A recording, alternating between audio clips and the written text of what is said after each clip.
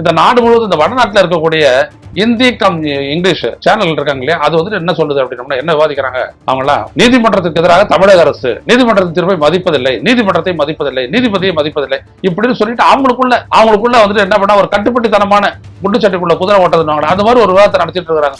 ஒரு நீதிமன்றம் ஒரு தீர்ப்பு அளிச்சிருச்சு அப்படின்னம்னாலே அதன் மீது மேல போறோம், அப்பீல் போறோம் அப்படின்னம்னாலே அது நான் அவமதிப்பா.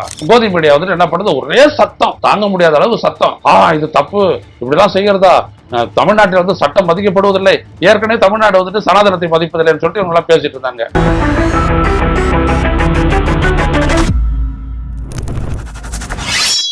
வணக்கம் தோழர்களே, ரோசு செய்தியின் வாயிலாக இன்று மீண்டும் உங்களை சந்திப்பதில் பெரும் மகிழ்ச்சி அடைகின்றேன்.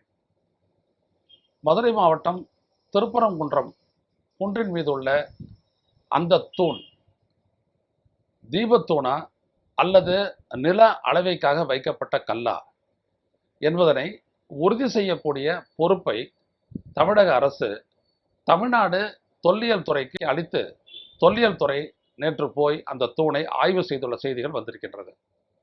தமிழ்நாடு அரசினுடைய தொல்லியல் துறையினுடைய துணை இயக்குனர் யதீஷ்குமார், துணை இயக்குனர் லோகநாதன் ஆகியோர் தலைமையிலான ஒரு குழு, 7 பேர் கொண்ட குழு அந்த தூணை ஆய்வு செய்து வருவதாக சொல்லியிருக்கிறார்கள்.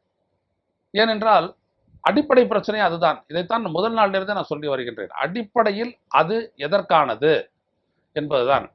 அப்புறம் தான் வந்துட்டு அதன் மீதான உரிமை, அது மரபு எல்லாமே வரும். முதல்ல அந்த தூண் என்னது, தீபத்தூண் அப்படின்னு சொல்லிட்டு சாமிநாதன் வர்ணிக்கிறாரு. இல்லைன்னு நம்ம சொல்றோம்.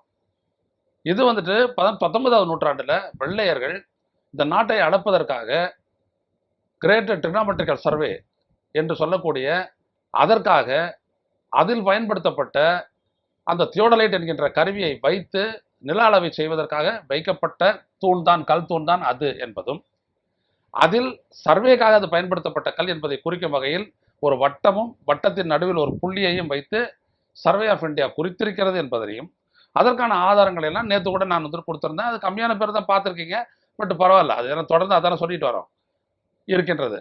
அப்பாறு இருக்க அதுதான் தீபத்தூணு, அதில் 3 லிட்டர் எண்ணெய் ஊற்றலாம், எரிய உள்ளான்லாம் சொல்லிக்கிட்டு ஒரு ஜோக்கெல்லாம் அடிச்சுக்கிட்டு நம்மளுடைய நீதிபதி சாமிநாதன், நம்முடைய நீதிபதி இல்லை, பிராமண நீதிபதி சாமிநாதன் அவர்கள் அந்த தீர்ப்பை கொடுத்துட்டு அந்த தீர்ப்பை வலியுறுத்தி பேசிட்டு இருக்கிறாரு நேற்று வரைக்கும்.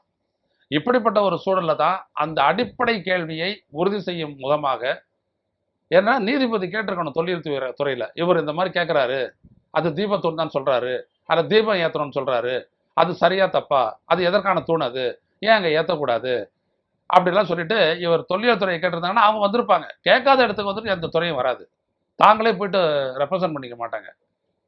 எனவே இந்த இடத்துல என்ன ஆயிடுச்சு அப்படின்னம்னா, இவர் ஒரு வழியை நியாயமான ஒரு வழிமுறையெல்லாம் மீறி, சட்டத்தினுடைய வழிமுறையெல்லாம் மீறி, பிராணம், இதிகாசம், தன்னது நம்பிக்கை, மனசாட்சி அப்படிலாம் போட்டு குவிச்சு சொதப்பிக்கிட்டு இருக்கிறதுனால தமிழக அரசு முடிவு செஞ்சிச்சு, தொல்லியல் துறைக்கிட்ட கொடுப்போம், இதுதான் இடத்தை நிர்ணயிக்கணும், அது போயிட்டு சொல்லட்டும், அந்த ரிப்போர்ட் எடுத்துகிட்டு போயிட்டு உச்சநீதிமன்றத்திலையும் எங்கேயும் தாக்கல் செஞ்சுட்டா போகிறோம், இது என்னது அப்படின்றது எல்லாமே நம்மகிட்டே நேற்று காட்டியிருக்கிறோம்.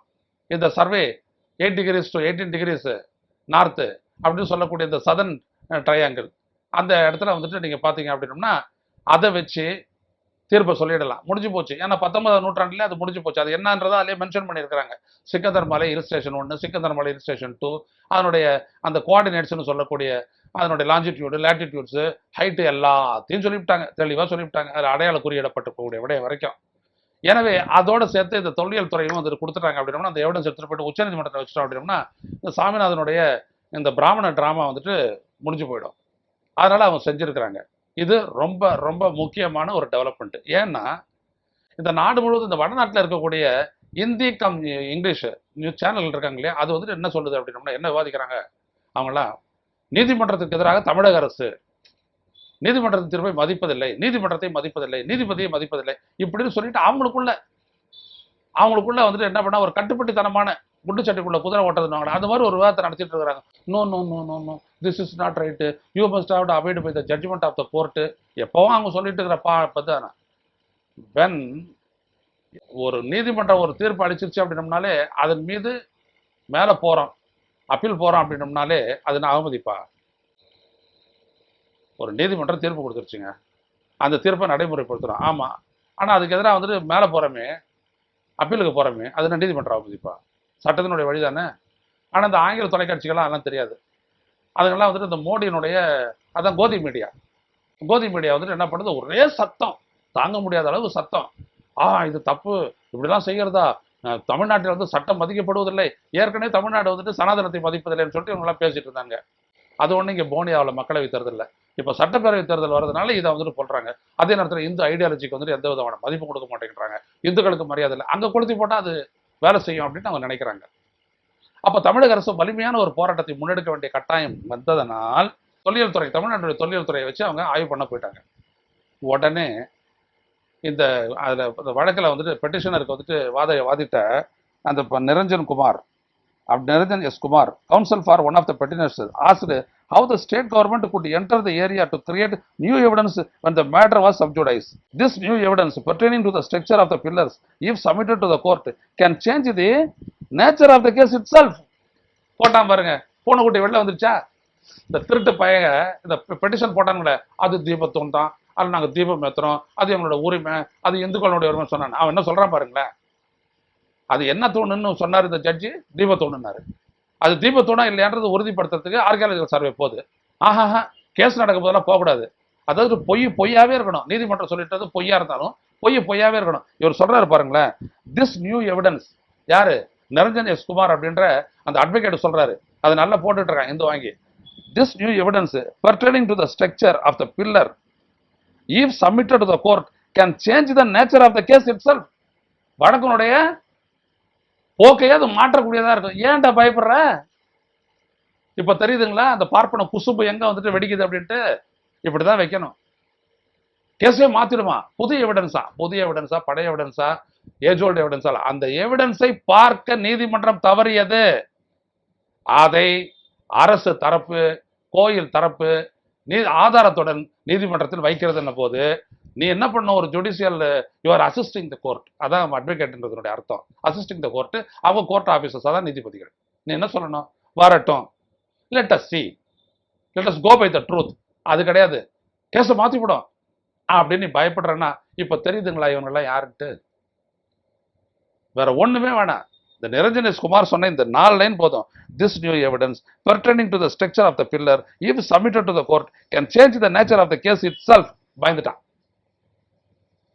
நாளைக்கு இது போயிட்டு ஒரு பெட்டிஷனை போடுவாங்க பாருங்க, இதெல்லாம் புதுசாக எவிடன்ஸ் எல்லாம் ஒத்துக்க கூடாது, நீங்க சொன்னது தான் இருக்கணும். நீதிபதி சொன்னது தீர்ப்பு உத்தரவு தானே தவிர அது வேதம் எல்லாம் கிடையாதுங்க, அந்த கதையெல்லாம் கிடையாது. அவர் உண்மையை சொல்லலைன்னா உண்மையை நிலைநிறுத்த வேண்டிய கட்டாயம் அரசு தரப்பிற்கு ப்ராசிக்யூஷன் இருக்கிறது. அவ்வளவுதான் விஷயம், முடிஞ்சு போச்சு. ஏன்னா இந்த நீதிபதியினுடைய யோக்கியதை இப்போ ஒன்றும் புதுசா இப்போ வந்துட்டு பார்த்தீங்க அப்படின்னா, நேற்று நம்ம பேசியிருந்தோம், இந்த நீதிபதிக்கு எதிராக வந்துட்டு நாடாளுமன்றத்தில் நம்பிக்கையற்ற தீர்மானம், இம்பீச்மெண்ட் மோஷன், இவர் பதவி நீக்கம் செய்யணுன்ற ஒரு தீர்மானத்திற்காக நோட்டீஸ் கொடுத்துருக்காங்க. 120 எம்பிக்கள் கொடுத்துருக்குறாங்க. அதில் பார்த்தீங்க அப்படின்னம்னா அது வந்துடுறதுக்கு பிற்பாடு தான் இந்த மாதிரி நீதிமன்றத்தில் ஒரே இது தொலைக்காட்சிகளில் ஒரே கூச்சலாக இருக்கு. அதில் எதுதான் முதல் முறைன்றதுலாம் கிடையாது. இப்போ இந்த இம்பீச்மெண்ட் பண்ணுறதுக்காக இந்த மாதிரி ஒரு அரசமைப்பு சட்டத்தினுடைய விதிமுறைகளின்படி நம்ம நாடு கடைபிடிக்கக்கூடிய பிரின்சிபல் படி மதச்சார்பின்மையோ இதெல்லாம் கடைபிடிக்கிறது இல்லை. ரெண்டாவது, பார்ப்பன வழக்கறிஞர்களுக்கு அவர் முன்னுரிமை கொடுக்குறாரு, அவங்களுடைய கேஸை முதல்ல விசாரிச்சு அவங்களுக்கு சாதகமான தீர்ப்பை கொடுக்குறாரு அப்படின்ட்டு நேற்று மட்டும் சொல்லலை. இதுக்கு முன்னாடி ஆகஸ்ட் 16ஆம் தேதி, 4 மாதத்துக்கு முன்னாடி ஆகஸ்ட் 16ஆம் தேதி இந்திய உச்சநீதிமன்ற தலைமை நீதிபதி B.R. கவாய் அவர்களிடமும் இந்திய குடியரசுத் தலைவர் திரௌபதி முர்முவிடமும் அந்த பெட்டிஷனை தமிழ்நாடு வழக்கறிஞர்கள் சங்கங்கள் கொடுத்திருக்கிறது. நடவடிக்கை எடுக்கப்படலை. உடனே அவர் பண்றாரு, அவருடைய வேலையை செஞ்சுட்டு இருக்கிறாரு. So this is not something new. அது முதல்ல புரிஞ்சுக்கணும். அப்பவே இவர் பிராமணர்களுக்காக செயல்படுறாரு, குறிப்பாக வலதுசாரி கொள்கைக்கு ஆதரவாக செயல்படுகிறார் அப்படின்றதெல்லாம் ஆதாரத்தோடு அவங்க அந்த பெட்டிஷனை அனுப்பியிருக்காங்க. ஆனால் குடியரசுத் தலைவர் அந்த பெட்டிஷன் உள்துறை அமைச்சகத்துக்கு தானே போகுது. ஸோ அவங்க எதுவும் பண்ணலை. இங்கே உச்சநீதிமன்ற நீதிபதி அதை பற்றி கண்டுக்கல. அவருடைய விளைவு தான் இப்போ இந்த மாதிரி ஒரு சர்ச்சை அவர் உருவாக்குறாரு. ஸோ இதற்கு பிறகாவது என்னை பொறுத்த வரைக்கும் நீதிமன்றத்திலேருந்து நியாயம் கிடைக்கிறது அப்படின்றது எல்லா இடத்துலையும் கிடைக்கிறது இல்லைன்றது இப்போ இருக்கக்கூடிய நிலை. அதனால் மக்களுடைய எழுச்சியை வைத்துத்தான் நம்ம இதை வந்துட்டு தீர்க்க முடியும். ஏன்னா அந்த அடிப்படையில் இப்போ ஆர்கியாலஜிக்கல் சர்வேனுடைய எவிடன்ஸ் வந்துச்சு அப்படின்னோம்னா ஒட்டு மொத்தமாக சாமிநாதனுடைய முகத்திரை கிழியும், இதில் எப்படி ஒரு தீர்ப்பு கொடுத்தார் அப்படின்ற எல்லா விஷயமும் வரும். அது ரொம்ப முக்கியம். எனவே அப்படிப்பட்ட ஒரு நிலை உருவாகி இருப்பதை நாம் மகிழ்ச்சியுடன் வரவேற்போம். இன்னும் சில நாட்களில் இந்த எவிடன்ஸ் வெளில வரும், அப்போ பார்த்துடலாம். மீண்டும் சந்திப்பதோடு நன்றி, வணக்கம். ஊடகம் கார்ப்பரேட் அரசியல்வாதிகளின் கைப்பாவையாக அடிமைகளாக இருந்தது போதும், இனி சாட்டை எடுத்து சுழற்றும் நேரம் வந்துவிட்டது. ஊடகம் பொதுமக்களாகிய உங்களுக்காக, உங்களாலேயே இயக்கப்பட வேண்டும். ஊடக சுதந்திரத்திற்காக உங்களின் பங்களிப்பை இன்றே அளித்திடுங்கள்.